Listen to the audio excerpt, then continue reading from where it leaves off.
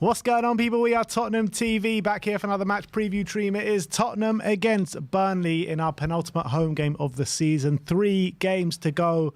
Burnley, Man City, Sheffield United. And surely with those 3 games, we can secure that 5th spot. And you never know, if Man United can do us a favour this weekend, then maybe even secure top 4. What do you reckon?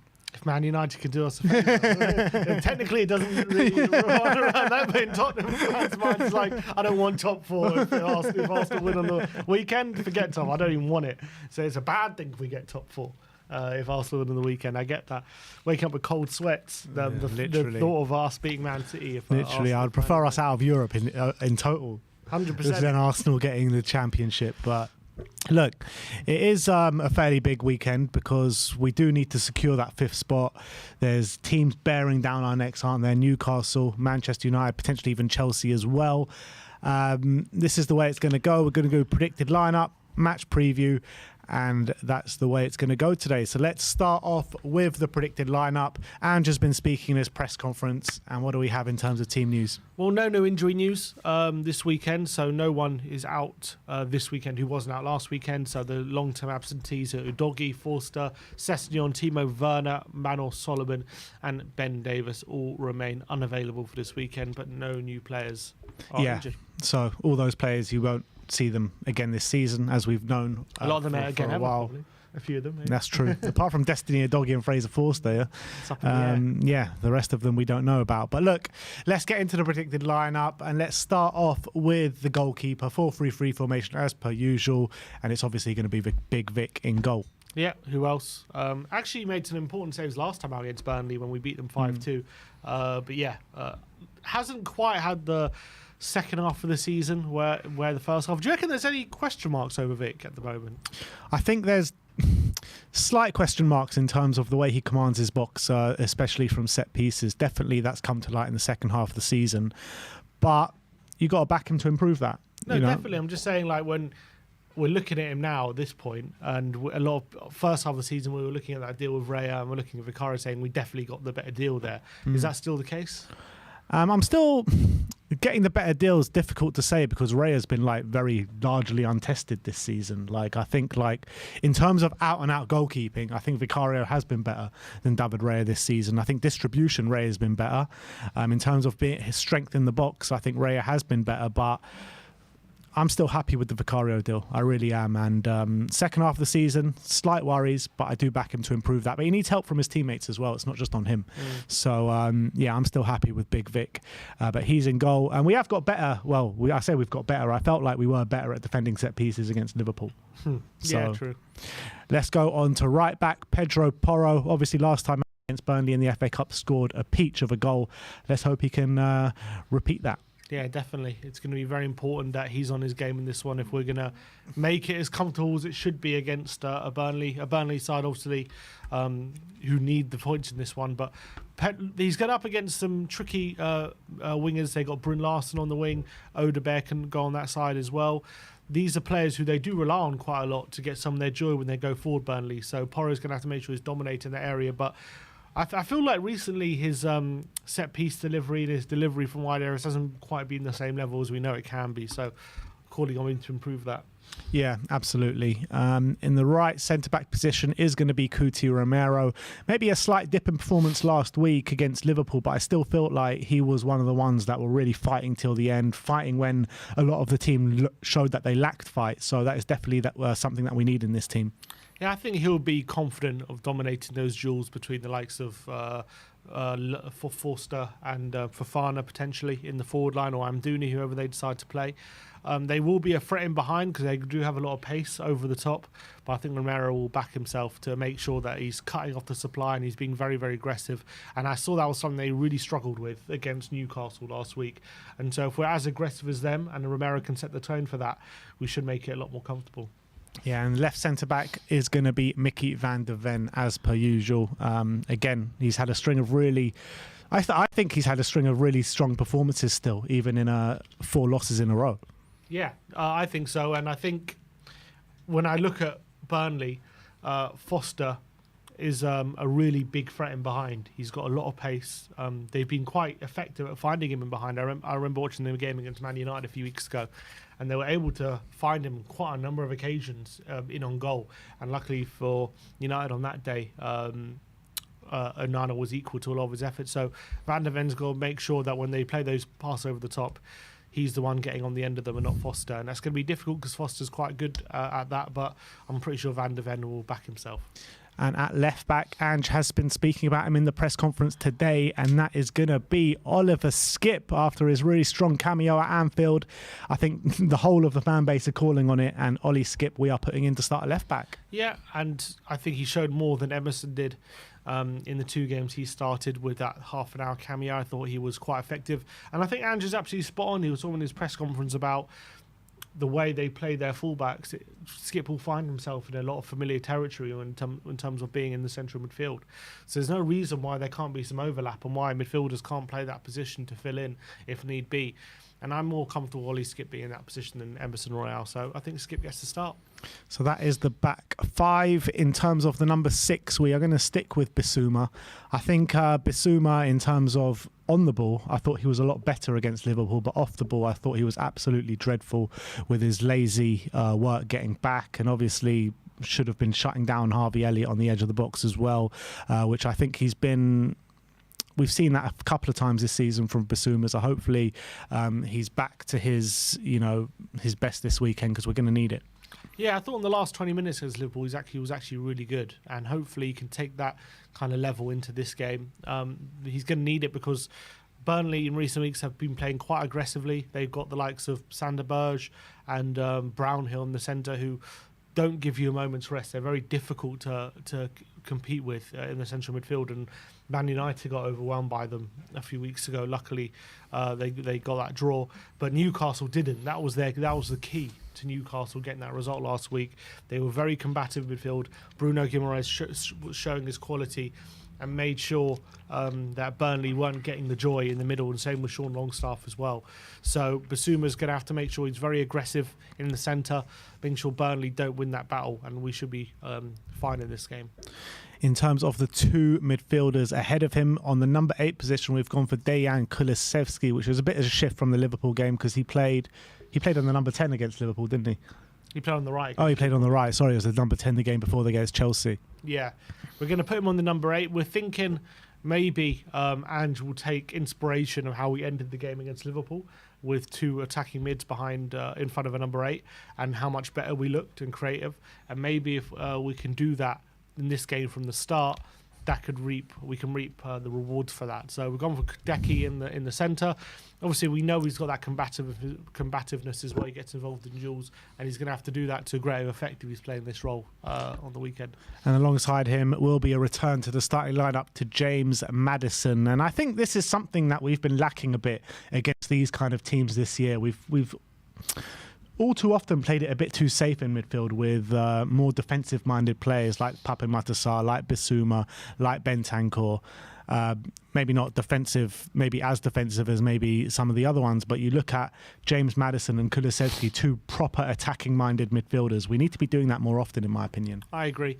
And obviously, Maddison has come out for the last 2 games, but it's not like it's helped things, has it? I feel like against Chelsea and against Liverpool, he was missed, and I think we were probably a bit better when he was on the pitch anyway. Not to say he was brilliant when he came on, but I thought the team probably looked a bit better when he was on. So I think he does come back in the team, and hopefully he can somewhat get back to the form he was showing earlier in the season. We keep saying it, but still hasn't done it yet for James Maddison. His Euros spot probably under threat at this point, considering his recent games, so he definitely needs a good performance here. On the right-hand side of the attack, we are going for Brennan Johnson, pretty much the only option if we put Kulusevski in midfield. Yeah, and I feel like Johnson last couple games has had spells on the left and has really not looked anywhere near as effective as he has been when he has been on the right in those appearances against Chelsea. I thought he started the game on the right, was actually probably our most dangerous attacker before being moved over to the left and became completely ineffective. Liverpool started on the left, was completely ineffective, moved over to the right and then got an assist for himself and started to look a bit better. So we're thinking he's definitely going to start on the right, and especially if we're going to start Richarlison, which we'll talk about in a minute, that link up is going to be vital here. So Sim gave the spoiler already, so that is Richarlison up top. And a bit of a mixed bag from Richarlison the last couple of games. Against Chelsea, started the game, I thought he was really poor. And then he came on against Liverpool and was a key contributor in changing that game with his tenacity, with his aggression. Got a goal, got an assist. So I think he's earned the right to start in this one. Yeah, and those first-time finishes in these type of games are going to be crucial, especially with Burnley being a bit more resolute than they have been before. Start having someone like Richarlison who can run across the defender, get that little flick and finish, which he's been so good at with Brennan Johnson. I think that's going to be vital in this game. So we're lacking options right now, so I think Rishi has to start and come in, especially after his cameo against Liverpool. And finally, on the left-hand side, our captain Heung-min Son on the left wing. And last time out against Burnley in the Premier League, he did score a hat-trick. So he's got previous against them this season. And I thought against Liverpool, he was fairly poor in the game. But when he did move over to the left in the latter stages, he was actually upped his performance level a considerable amount. So hopefully he can take that kind of end of game and bring it into here. Yeah, obviously when he did score a hat-trick, he was playing up front, so it's going to be a different role for him this time round. But as you say, against Liverpool, he played really well there. I still got doubts about him, but I think in this kind of game, I actually think I'm quite confident he can actually get a lot of joy in this game playing on the left. So we've got him out there for this one. All right, so let's run through that predicted lineup with you guys one more time. It's Vicario in goal, Pedro Porro right back, Ollie Skip at left back, Kuti Romero, Mickey van de Ven in the positions, a middle three of Yves Bissouma, Dejan Kulusevski and James Maddison, Brennan Johnson and Heung-min Son supporting Richarlison up top. So what is your prediction if this is the lineup? Well, I said in my predictions 2-1, just because, Burnley, if they lose this or even draw, I think they are relegated. So they're not going to want it to fall away too quickly. I feel like could be a bit of a tight game, but I just feel like the quality we have. I saw Burnley really struggle against Newcastle last week, and they just succumbed to what was superior quality at the end of the day. And I think it could happen against Spurs as well, albeit I see a bit of a tighter game. So I've gone for 2-1. Yeah, there is a kind of, maybe not in the Newcastle game, but as of late, a newfound resilience in this Burnley team, which could be difficult for us. And I think that's how they'll set up from the beginning. They'll be tight, they'll be hard to beat. But I do feel like if we can get the early goal, we could make it into quite a convincing victory, maybe like Newcastle did. But I'm going for it to be edgy in the first half, maybe Burnley to take the lead, potentially 1-1 by half time, and then the gaps, as the later the game goes, the gaps will start to appear, and I think Spurs can pick them off, and I think we will win the game by 3-1. There will be a ceremony after the game, picking player of the season, the lap of honour as well at the Tottenham Hotspur Stadium, where me and Sim will be getting all the footage for you guys. But that is the predicted lineup. I will know your predicted lineup and score predictions in the comment section below.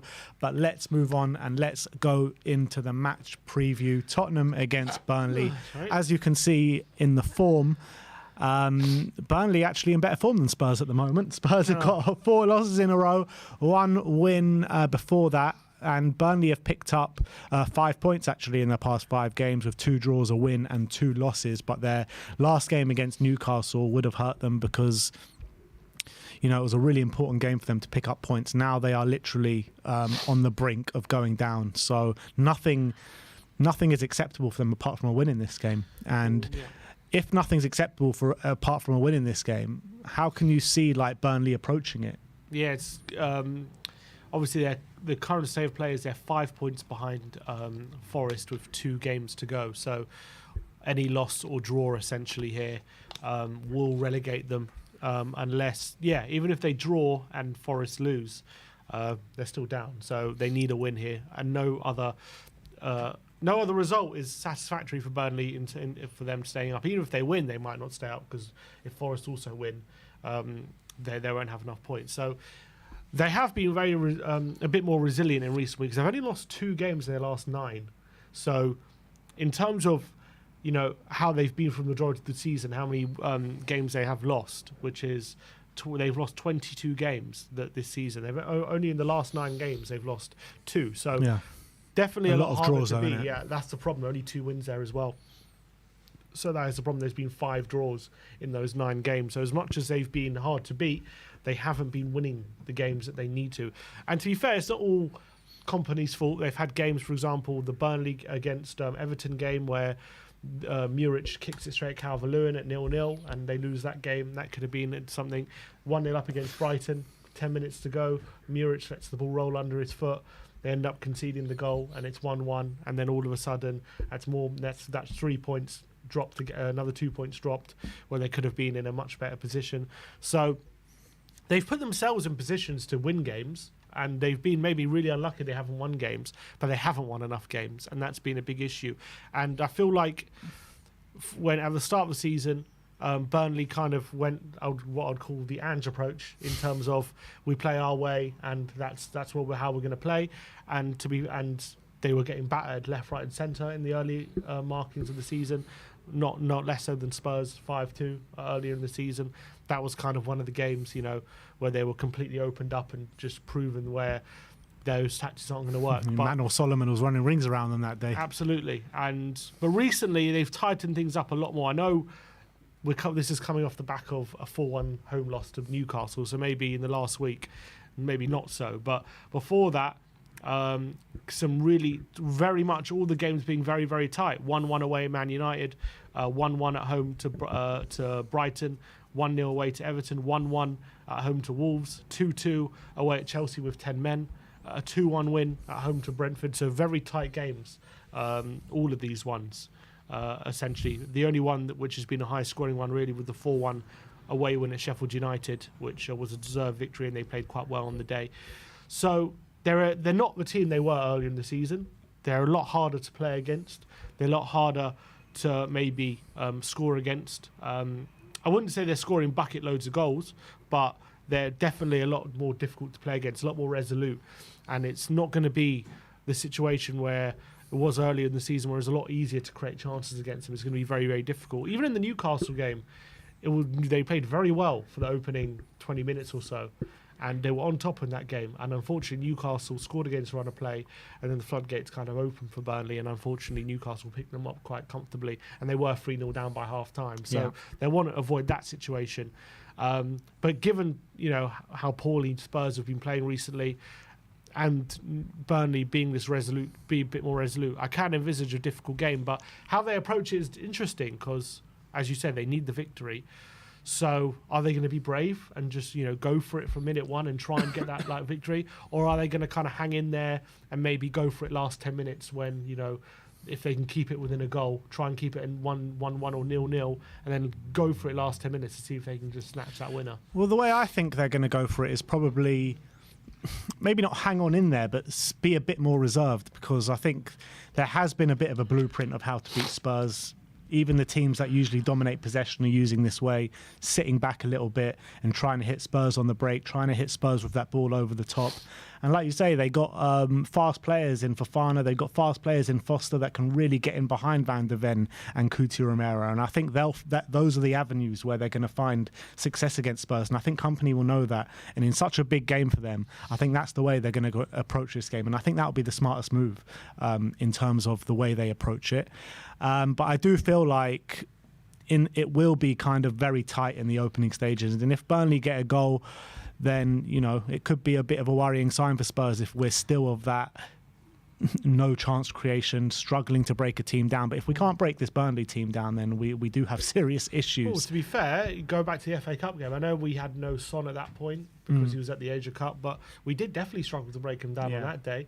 We had a few openings through Brennan Johnson, I remember, but other than that, a few openings in the first half, and then they were quite comfortable against us. Yeah. So, before Porro just took a wonder goal, didn't it? Yeah, before Porro levered one in from 25 yards. Yeah. But I know it's going to be a different Tottenham side now, maybe to then, because I think we had a lot of injuries. We didn't have maybe the players available in that game potentially. Well, in that game, we had Davis and Emerson at centre-back, Udogie and Porro on the flanks, Skip and Bentancur in the middle, Kulu, Lo Celso, Johnson and Richarlison. So it's not like it's the weakest team apart from the centre-backs. But no Maddison, no Son. But that team should still be, breaking down that Burnley team and probably winning quite convincingly. Yeah, and we didn't. So maybe Burnley would look at that game. And also, if you remember, they had that chance right at the end where they could have equalised from a corner. So maybe Burnley would be taking kind of heart from that game, thinking if we can have the same kind of performance and not concede a wonder goal,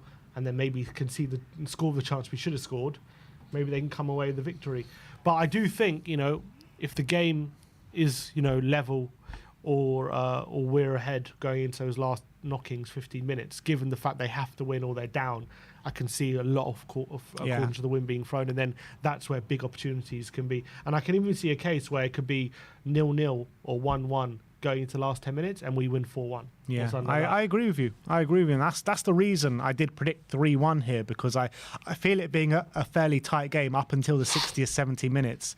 And if Burnley are not ahead, they've got no choice. They've got absolutely no choice help them, so they but to go all out for it. And when they do go all out for it, I think that's when Spurs are going to come alive and look at those gaps. Like if it's 1-1 and it's the 95th minute, like they have to throw the keeper up. It's that point. They can't just say keeper stays back because we need a point. Like they can't. They have to throw him up, and you never know what can happen at that point. So it's going to be interesting for Burnley how they approach it. Yeah, it'll be interesting for Spurs as well in terms of what kind of mentality or what kind of headspace they come into this game at, because obviously 4 losses in a row, really detrimental losses in terms of the confidence levels. The team has just looked shot to pieces in terms of, they essentially just look like they're on the beach already in the majority of the games. You look at that first hour at Liverpool, you look at the 90 minutes against Chelsea. I mean, there's not much to go on in terms of when you're trying to look at key standout performers, is there? And you probably look at it and you're saying our standout performers have been our centre-backs and we've just been leaking goals. And that is a worry going into these final 3 games, especially when you look at Chelsea, Man U and Newcastle all breathing down our necks. Yeah, and I think the frustrating thing is that Chelsea and Newcastle had a bucket load of injuries as well. And that is the most frustrating and United, and concerning. No, I'm saying when we played against them. Right. And the fact that they had so many injuries, we didn't, and we couldn't lay a glove on them. That was that's very, very big concern. To be fair, Newcastle away, Chelsea away, Arsenal at home, Liverpool away. That we knew it was going to be a very tough run of games. So it's no secret that these games have been difficult to get points in. But it's just the way we've collapsed. It's not even the results per se. I could have been sitting here after 4 defeats, just like I was sitting here after 4 defeats earlier in the season, saying, yes, we've lost these games, but I can see where we're going and I can see what we're trying to do. And even though we lost those 4 games, I wasn't even downbeat. I was actually even more excited after those 4 defeats last time out, even though we were losing. This time it's very different. It's not the results, it's just the manner of the defeats. How pathetic, let's be honest, we've been. We've been pathetic in terms of trying to defend our goal has been non-existent, fine. But on the ball, trying to put pressure on the opposition, trying to create chances, open them up, it's been absolutely terrible. We haven't been able to do it whatsoever until maybe late on in games. So that has been a massive concern for Spurs in recent weeks. Now, Burnley are the opposite end of the table. They're obviously battling relegation. So I really don't envisage us having the same kind of problems to break them down that we did in the last few games. But we have to put it into practice. To be fair, the last 2 times we did play at home against an opposition, against Luton and Forest, we did end up creating lots of chances in those games, and we did win. Wasn't the easiest wins, but we did end up winning, and we did end up creating lots of chances. So I do envisage that will probably be similar in this game.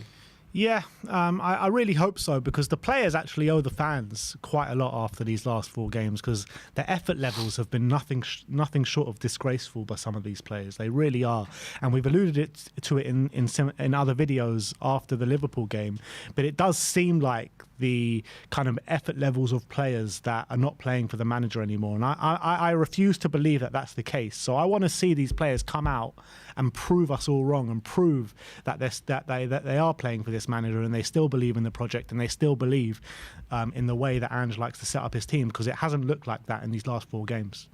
Yeah, 100%. And that's also been what's been worrying. I think as well, some of our kind of attitude off the ball when we're defending has been pathetic, as I've said. Not just in transition when we're getting caught. That I understand, that's part of the system. But it's more when we're getting in the settled defence, right? We've got all our players back.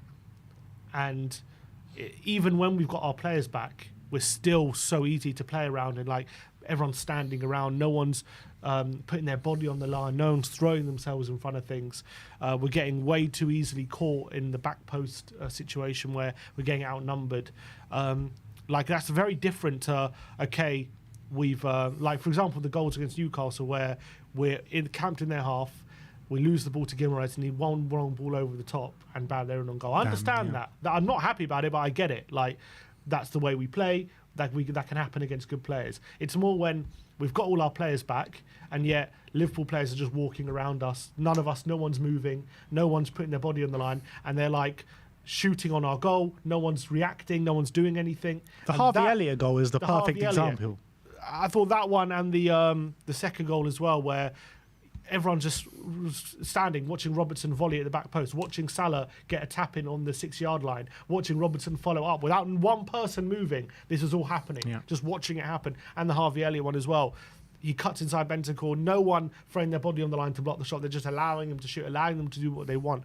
That is what concerns me a lot more than, yes, being caught out on a transition, on a counter-attack, where we know we're going to learn from that. That's part of the way we play, and we know that's always going to be a vulnerability. That I can deal with. It's more what I'm seeing in these other situations that really concerns me. Yeah, I couldn't agree more. And we need to see better application and better attitude in the players tomorrow. In terms of the head-to-head between Spurs and Burnley, it's obviously very favourable in Spurs' favour. 2 wins already against them this year, once in the FA Cup and once in the Premier League right at the beginning of the season, that 5-2 win. That February one, that also sparked another round from Conte, didn't he? Yeah, he said like, I don't know if I'm going to be here if I'm going to be here next game or something like that. Did he say I don't know if I'm good enough? He said after that, yeah. We've also had some notable moments against Burnley in the past. Son's Puskas goal. What year was that? Was that 2019? Yeah. I've got a quiz question for you. Go on. When's the last time Burnley have beaten us in Tottenham? At Spurs? Yeah. The last time we lost at home to Burnley. Let me rack my... Does anyone know in the chat? Let us know if you know. It might not be. No, it's not. It might not be. It's not the Premier League. I can't remember any time in the Premier League that we've lost at home to them. 1972. Oh my God! How did you guess that? That's unbelievable. 1972 is the last time that we lost to Burnley at home. Come on! That is unbelievable. It's actually 1973. Oh, it was 1973. No. 3-2. No. A year out, but it's still impressive. It's still impressive. And in that year, Burnley actually finished 6th in the top division. Spurs finished 11th. I'll give you one that you'll probably get then. When's the last time that we conceded at home to Burnley? The last time we conceded at home to Burnley? What, in League or Cup? Yeah, in the league. In the league, not just League or Cup. Yeah. Well, the last time we did concede was in the league. Well, was it at Wembley? Chris Wood. Yeah. 1-1. Yeah, it was Chris Wood in the 92nd minute. I remember that game, right beginning of the season, yeah. Yeah, and the game before then, we conceded as well, 2-1. Dele Alli, Danny Rose and Ashley Barnes scored and put Burnley 1-0 up in the 20th minute. So, I mean, we've never lost to Burnley at home in the Premier League era. Let's not start here and start now. Let's go out there and let's show what we're about and let's put them to the sword. And I don't like to send them down because I think that company's done it, trying to do it the right way. But they're going to have to be collateral damage this weekend. But I would say about Burnley and about how they have ended the season in the final month or two, surely that gives them confidence to go down to the Championship, stick with company and come straight back up. I think so. I think they knew as much as at the beginning of the season. I mean, even we were saying that, we were so impressed with them in the Championship that they have a good chance of staying up. So it'd be disappointing that how they haven't maybe given it a bit better fight than they have, because how many points they're on? I mean, 24 points, let's be honest, that's well short of the usual tally to stay up, isn't it? Yeah. If you're looking at 40 points, they are way off that, even though 40 points isn't going to be the tally this season, mainly due to points deductions. Yeah, and I think their naivety has played into that. So they will be very disappointed, but I think there will be belief that Vincent Kompany can get them back up, and they can give a better fight, better with that experience behind them give a better go of it next time they are back in the Premier League. Just like as they did with Sean Dyche. I remember they narrowly got relegated under Sean Dyche. They didn't panic. They stuck with him, and when they went back up, they were much more experienced for it, and they had quite a good stint after that. They stayed up for a good 4 or 5 years after the second time. So I think they'll take that's probably what they're going to be looking at in my envisage. And when you compare them to the Sheffield Uniteds, to the Lutons, to the Nottingham Forests even, I think that they've looked the best team out of the lot in the latter stage of the season. Sorry, say that again. When you compare them to their rival counterparts, Nottingham Forest, Luton, and Sheffield United, I feel like they have looked the best out of all those 4 teams. Yeah, they've been the hardest to beat. They've definitely been the team where it's more of a game. Because you look at Luton, as much as they've won some games, when they do lose, they usually get absolutely battered. Same with Sheffield United. They've been in games, but they do end up just getting battered. At least with Burnley, apart from obviously the recent loss to Newcastle, as I said, they've been very, very tight games. They've been on the end of some. They've been on the wrong end of some, on the right end of some. They've been quite unfortunate. They've been, I think, a lot unluckier than the likes of Luton and Sheffield United as well. Yeah. Because they've had some really good performances where some really bad individual mistakes have cost them. So even earlier in the season, we were saying, even though they were losing games comfortably, they were playing some really good football. They were just, unfortunately couldn't make the most of it. They didn't have the quality to make the most of it, and obviously very open at the back. So, yeah, I agree. They've probably been the best team in that sense in the midfield, in the 3 relegation teams, but it's probably not going to be enough. Yeah, it looks that way. If you look at the Burnley predicted lineup, they do have Ramsey, Bayer, Redmond, Alderkill and Koleosho out injured. Koleosho has been a massive miss for them this season. I was so impressed with him in the first however many games of the season he played, and then I think he did his ACL, or he got a massive injury. But even in that Spurs game when we beat them 5-2, in the early stages of that game, he was giving us so many problems. So he's another one, that could have made the difference, I think, for Burnley in terms of going down or staying up, but unfortunately that wasn't the case. But when you're looking at this Burnley team, we've mentioned Foster in behind, Odebear is a tricky customer as well, Brun Larsen is a tricky customer. Any other avenues apart from that ball over the top where they can hurt us? I think their midfield 3 is very combative, so you've got to be wary of losing the ball high up the pitch to them, I think, because they all like to get stuck in. They're quite brave when they're pressing that midfield 3. So especially Brownhill, obviously he's a natural kind of centre mid number 8, and they've been playing him a bit further forward recently just to try and get him closer to the opposition so he's winning the ball back a bit. Their wingers have actually quite good technical ability, and if you give them space they can whip in a good cross, and you've got to be wary of that. But they do obviously like the ball over the top to Foster. That's their main avenue of attack, ball in behind, and he's quite effective at timing his runs, and he's got good pace about him as well. So that would be the main threat I'll be looking at from Burnley. But obviously their fullbacks as well, Assignon, played almost like a right winger last week against Newcastle. To both good and bad effect, I should say. Yeah, good effect. Going forward, he was good in all sorts of space. Too many holes at the back. Then as soon as Newcastle got forward, Gordon was just taking him to the cleaners on that side. They couldn't handle him because, and Isaac as well. So there are definitely avenues where they're dangerous, but nothing I would say where I'm looking at thinking how we're going to deal with it kind of thing. But definitely they've got a few avenues of attack. They're quite good on the ball.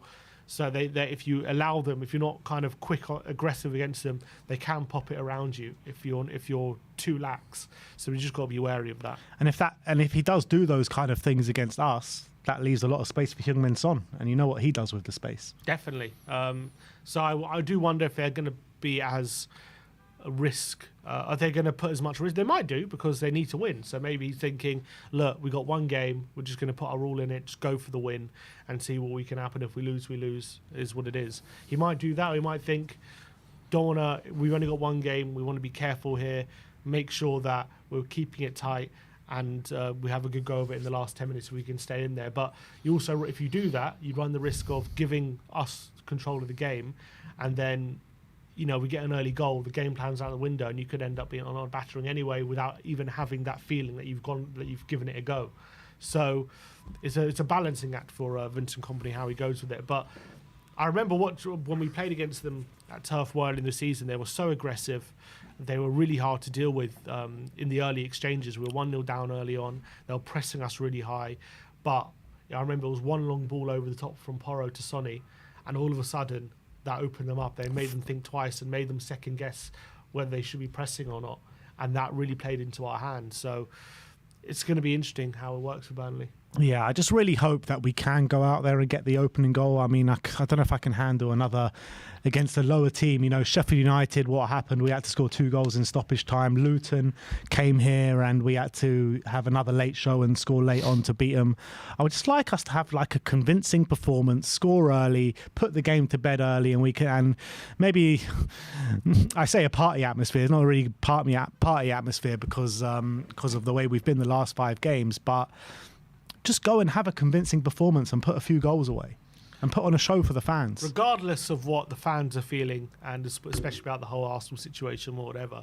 Obviously, Son after the game against Liverpool said, this squad wants Champions League and we're going to fight till the end for Champions League. Now, if we do win, we'll go 4 points behind with Villa playing Liverpool on Sunday. Do you think the players, if we do win this, will still believe that there's a chance we can 100%. We can get there? 100%. And that's what worries me a little bit. That's what worries me, because if we do win... kill that belief. Stamp it out whenever you see it. That's what worries me massively, because if we win today and Liverpool lose, if we win this weekend, Liverpool win this weekend, then there is a chance that it can happen, because Villa look a bit shot to pieces at the moment, going out with them. They do, yeah. They went out with a whimper in the Conference League to Olympiacos in a game that they should never have lost. And if they lose this weekend, belief might be waning in that Villa team. They might have already thought, oh, top 4's done the way Spurs are playing. I feel like they think the season's over already, this Villa team. I feel like a draw might be enough for them this weekend. Could be. I think it could be, but I think Liverpool are going to win. Yeah, if they draw, that means on the final, unless we beat City, that means a draw on the final day will be enough for them. But if they lose, a draw might not be enough for them on the final day. I just feel like if we win and Aston Villa lose this weekend, there's going to be a new sense of belief in this team. And they are going to go out in that Man City game and give it their absolute all. And I fear that we might get something out of them. I just fear it. Knowing Man City as well. Yeah. How it is. But do you reckon, let's say, okay, what's called Arsenal do win against Man United, which they will, which they most probably will, and we do beat Burnley and Villa win, and Villa then, win. Sorry, Villa Liverpool. lose. And then let's say on what is it, Tuesday or Thursday? Tuesday. Let's say we beat Man City on Tuesday. Oh. What do you think the atmosphere will be like at the final whistle? Because technically, if that happens, we would go 1 point behind Villa going into that last game. Now, as much as the fans say we don't care about top 4 and we just want to stop Arsenal winning the league, what will the atmosphere be like after that game? Yeah, it's going to be a difficult one. I still think. Do you not think fans would be celebrating that victory? Yeah, fans will be celebrating. Stadium, I think fans will be celebrating that victory. There will be a section of the fan base that won't celebrate it, but I think in the moment, people will just be caring about Tottenham. And then when you get home and the dust settles, you'll be like, why the fuck did we do that? Yeah. That's what I think it will be like. True. It's like, oh my God, what have we just done? Yeah. We've done this, but at what cost? Because you look at it, when Arsenal won the league at White Hart Lane, we came back from 2-0 down. We got that draw in the last minute. And the Spurs fans were celebrating like we'd won the league. I was there. To be fair, I didn't know that they had won the league. Yeah. Because I remember, this is just me personally, but I remember when I was watching Newcastle play Chelsea before, and this was before smartphones, right? So I didn't know the end result. When I left the house, I was watching on TV, and I left the house, Chelsea were 1-0 up. So I thought they probably won. So I didn't realise that what happened, and then obviously if Arsenal got the draw. So I was thinking, it's a good point for us to stay up, and we stopped them winning, I was happy, and then I didn't realise till after the game what happened. So Yeah. I did, yeah. No, that was my experience. Yeah, I mean, I was probably around the same, because I remember just dancing around the place when Spurs drew 2-2 with that last-minute penalty from Robbie Keane. Is it possible for Arsenal to win the league on Tuesday? Is it possible? If Arsenal win and Man City lose, is that happen? If this weekend, do Arsenal win the league if City lose to us? So right now they're a point above City. So let's say if they go into it, yeah. Yeah. So if City lose against if Fulham, we beat, forget City losing against Fulham. If it goes into Tuesday with 1 point being the gap. No, they can't. Oh, So no, they it would can't. be if they So lose they need to Fulham, drop this weekend. They need to if drop they points. draw to Fulham and Arsenal win. They need to drop points this weekend, and they need us to beat Man City, and then they can win the league at White Hart Lane. God, that would be even more torturous. If Man City don't beat Fulham this weekend, and then Arsenal could actually win the league with us getting Man City 100% winning this weekend. You I can't think about it any other way. But can we get top 4 and not beat Man City? Can we? Yeah, can we beat? No, we can't. Not possible. If we draw against Man, yeah, we can. We draw. We can draw, but that's still City dropping points. Can Man U just do us a favour this weekend? Because we're 7 points behind. Yeah. If we drop points, if we lose, if Man City beat us, that's it. All this can be eliminated if Man U just turn up for one game. Man U can just shithouse a draw somehow, then it's all and Man City win. It's different. You know what's going to happen is Man U will shithouse a draw, and then I know Man City are playing first, but Man City will drop points. You know what will happen? We'll get a draw on Tuesday. It'll be doesn't help us for top 4, and it's stopped. Also, that'll be the most Spursy thing ever. It doesn't help us for top 4 yet. Would still cost Man City the league. Yeah. Have you heard about these? This I've seen a few articles about it that Aston Villa and Chelsea might be penalised by UEFA not being allowed into Europe. Man City and Chelsea. Chelsea and Villa. Why? Because of their finances. Similar reason why Juventus were banned from Europe. No, I haven't seen that report. Who reported that? There's been a few different reports from a few different publications. I think one of them was in the Times or something. Saying we can still get top 4. No, but apparently it won't come into force this next season. It's the season after. I see. Which is interesting because UEFA have much stricter rules than the Premier League in terms of finances. But it's weird. Villa might not be in Europe the following season after. Yeah, I know. So how can they enforce that when they might not be in Europe? Yeah. Weird. Bring forward the ban. Exactly. Come on. There's a chance. Come on. Look at Villa's finances. Yeah, but look, that is all we got for you today. I'm going 3-1 to Spurs. Sim's going 2-1 to Spurs. Me and Sim will be in the stadium getting all the footage for you guys. Amir and Marlon in the studio doing the watch along tomorrow. So yeah, what's your prediction for Spurs Player of the Year before we? Who's going to get Player of the Year? Probably Sonny, won't it? Yeah, it'll probably be Son. I'm seeing a lot of Cuti Romero's on social media. Yeah, Romero, he deserves a shout as well. But in terms of who can I see winning because it's a poll, right, between the members. So who can I envisage winning the poll? I think they're probably going to give it to Son. Yeah, probably.